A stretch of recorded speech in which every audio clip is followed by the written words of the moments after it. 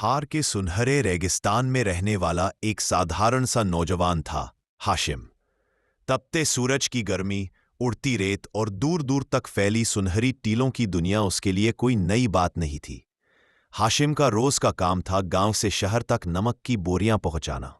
उसके साथ उसका सबसे बड़ा साथी, उसका सबसे करीबी दोस्त था, एक वफादार गधा जिसका नाम था बादल। बादल नाम इसीलिए क्योंकि जहां पूरा इलाका सूखा और प्यासा रहता, वहां हाशिम को हमेशा लगता कि बादल उसकी जिंदगी में एक ठंडी छांव की तरह है, चुपचाप, शांत लेकिन भरोसेमंद। रेगिस्तान का जीवन आसान नहीं था।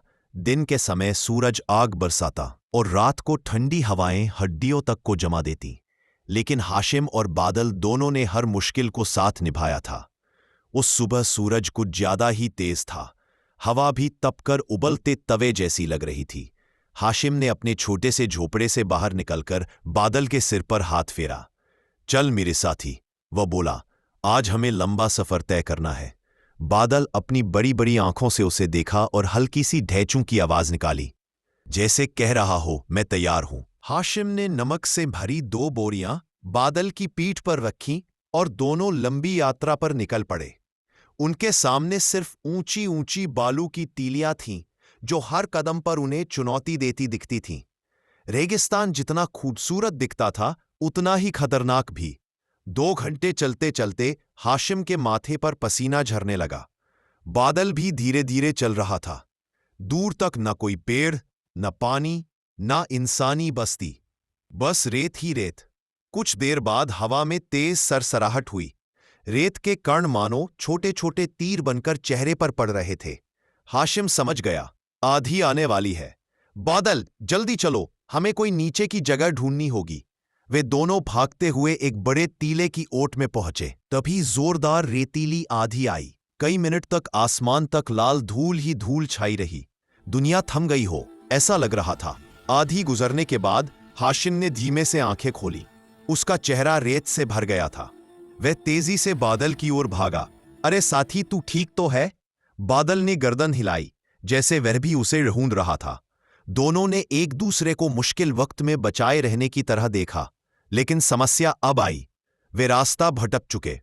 जहां सड़क होनी चाहिए थी, वहां नई बालू की टीलियां बन चुकी थी। दूर तक फैली रेत उन्हें किसी अनजान दिशा की ओर खींच रही थी। 2 घंटे और बीत गए। सूरज और ऊपर चढ़ गया। गर्मी असहनीय हो चुकी थी। सबसे बड़ी दिक्कत हाशिम की पानी की मशक आंधी में कहीं उड़ गई थी। अब क्या होगा, वह बुदबुदाया। बादल भी थक चुका था। उसके होंठ सूख रहे थे।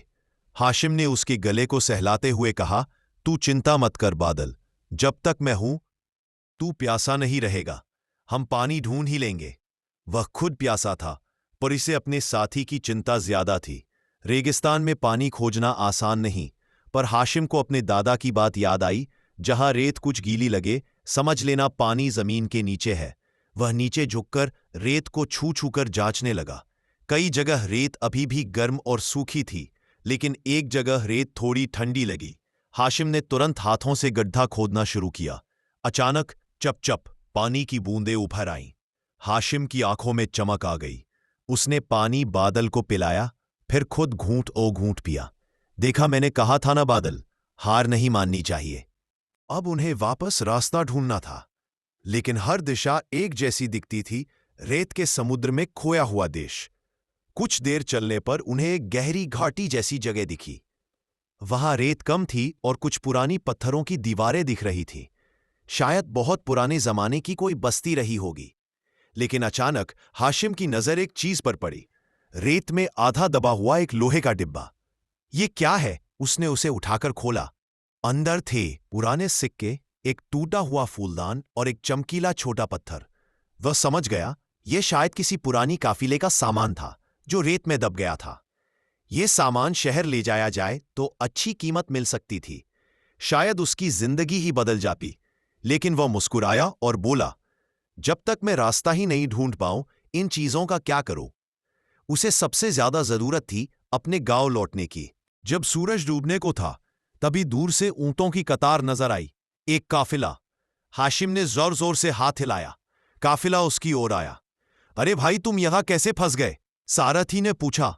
हाशिम ने सारी कहानी बताई। काफिले वाले उसे और बादल को अपने साथ ले गए।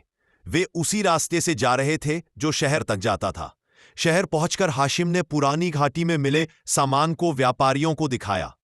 उसके अच्छे पैसे मिले, इतने कि वह अपने बादल के लिए नया मोटा कंबल और खुद के लिए एक मजबूत घर बनवा सके। गांव पहुंचते ही बच्चे बादल के पास भागकर उसकी पीठ सहलाने लगे। हाशिम ने मुस्कुराकर कहा, अगर आज मैं जिंदा हूं तो सिर्फ बादल की वजह से। रेगिस्तान कितना भी मुश्किल क्यों ना हो, सच्चा साथी हमेशा साथ खड़ा मिलता है। और उस दिन से पूरे गांव में एक बात मशहूर हो गई, जरूरत के वक्त इंसान नहीं, उसका सच्चा साथी काम आता है, चाहे वह गधा ही क्यों ना हो।